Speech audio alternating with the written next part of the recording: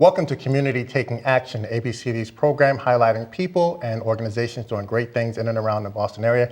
I'm your host, Eric Mitchell, and today we are joined by two phenomenal people at ABCD, and they'll help us talk about services in Jamaica Plain and immigration. I want to welcome Ivana Surratt and Sarah Alar. And so, Ivana, you are the director of the Jamaica Plain APAC, Parker Hill NSC, and the Boston Hispanic Center. And Sarah, you're the immigration coordinator, so you oversee immigration services for ABCD somewhere. Let's start with what the APAC does in Jamaica Plain. APAC is a little strange terminology, some alphabet soup. Let's start there. What is an APAC and what does an APAC do? So the Jamaica Plain Area Planning Action Council is a neighborhood site in ABCD that serves all of Boston's residents with many of its needs, in short. We have a variety of services, which we'll go into details, but it's basically, basically its location, it's in the middle of the Mildred C. Haley developments, formerly known as Bromley Heath. Right. And we target not just the residents in that neighborhood, but all around Boston to be able to provide them different things. So you can live there and take advantage of services, or you can live in Jamaica Plain and take advantage of services. Most definitely. You can come all the way from Hyde Park because you work in the area and take advantage of services? Yes. The one thing we've seen in Jamaica Plain is since a lot of the residents in like the Hyde Park, Rosendale, some of the services is not as often going on over there, a lot of those clients come to the Jamaica Plain site because it is closer to them. Come along the Jamaica Way, kind of sneak Correct. in. All the way down. And that being the case, what is unique about the APAC? I mean, as you just said, some folks are coming from other neighborhoods all the way over. Are there things that are unique that you're doing that someone else is doing, aside from immigration, which we'll talk about? So one thing unique about the APAC is that it's also in the same location as the Boston Hispanic Center, which is another one of ABCD's sites.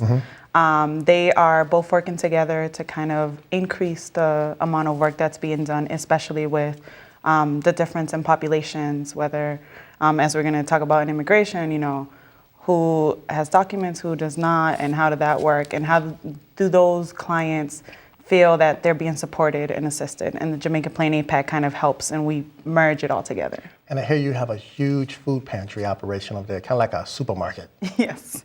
So the Jamaica Plain APAC is one of the largest food pantries in ABCD. We do serve almost 100 clients a week from all the neighborhoods in Boston, but primarily Jamaica Plain, Hyde Park, Rosendale, some in Mattapan, West Roxbury for sure. And we're able to kind of get the clients the food that they need. And while they're there, they can also take advantage of services that the immigration, the Boston Hispanic Center does, predominantly immigration, which is what I know Sarah's going to help us with. And so what does the Hispanic Center do, immigration included? So the Hispanic Center is mainly focused on immigration services. It does partner well with the Jamaica Plain APAC just to provide all the other services, but we do focus primarily on immigration as it is one of the services that we feel that community is in need of. The services within immigration vary, but the majority that we see are clients wanting to become citizens or, you know, prove that they already are citizens to be able to take benefits of what that means. I want to cover youth programs and then we'll jump right into immigration services. And so youth services in the APAC. So we are actually getting ready for our youth programs during the summer since school is out. The traditional programs, yes, right? We are definitely recruiting for our Summer Works program, which is for youth 14 to 21 years old. And they are able to work in a variety of different locations. And we're also recruiting for our Youth Engaged in Action program that serves 13-year-olds to kind of get them prepared for their next experience in the work. So you have a program for 13-year-olds and then the following 14. year when they're 14 and through up. 21. Okay. Good. Now that we've got those things covered, you know, Sarah, let's jump right in. Great. Immigration is, we don't want to be political in our conversation, but these are things that people are dealing with every day. What are the services that ABCD provides relative to immigration and where? Absolutely.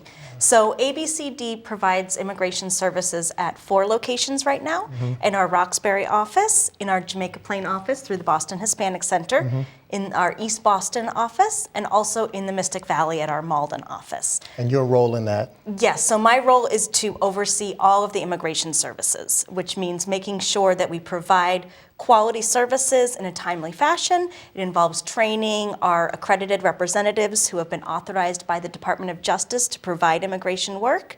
It involves reviewing applications for quality assurance and just a general day-to-day answering a million questions that our clients and our staff have. Give us the menu. What are the things that someone would look for? So as an anti-poverty agency, our goal is to help people get to the next step in life. So the program at ABCD does focus on naturalization, becoming a citizen, helping people, as Ivana mentioned, prove that they are already a citizen. One of our biggest missions at ABCD, and especially in the immigration services, is to provide attention to the entire person. So not just you're coming here for immigration services, but you also need to learn English, and you also need to access food pantry, and you also need to do your taxes.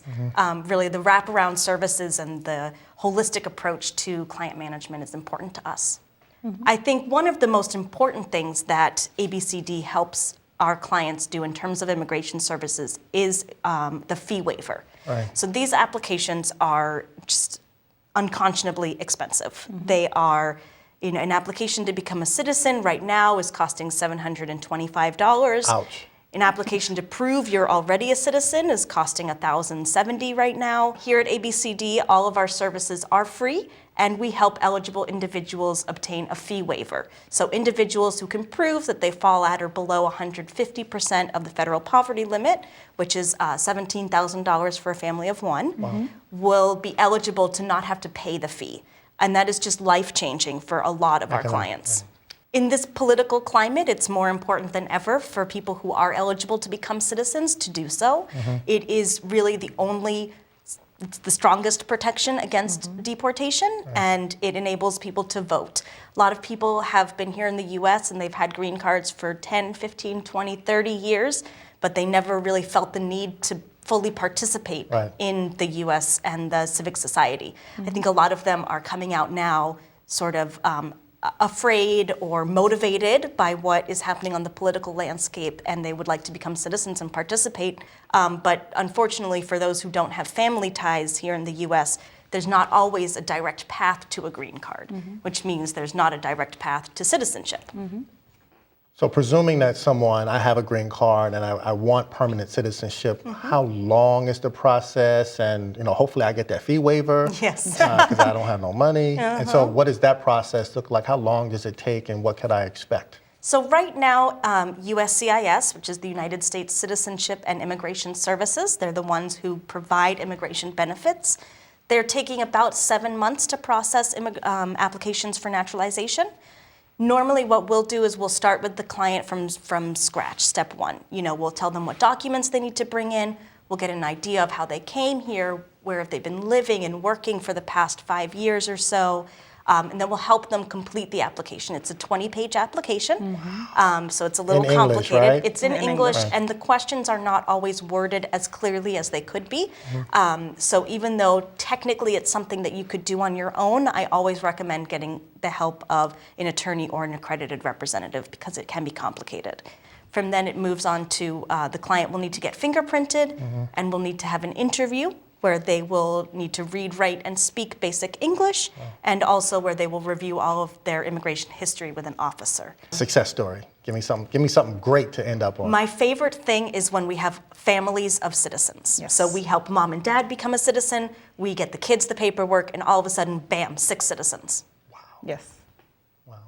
We're just about out of time, but I certainly, and hopefully our viewers have come away with the same feeling that I have. You guys are doing a lot of phenomenal work, and there's a lot of details in it. So I appreciate you guys coming on the program to talk about it, and maybe we'll have you back and we'll get more into the numbers and how many people. Great. Maybe we'll bring a client, someone who's really happy and can talk about it. I'd love that. All right. So again, thank you, Ivana and Thank Sarah. you. Thank you for coming on the program. Thank you for the opportunity.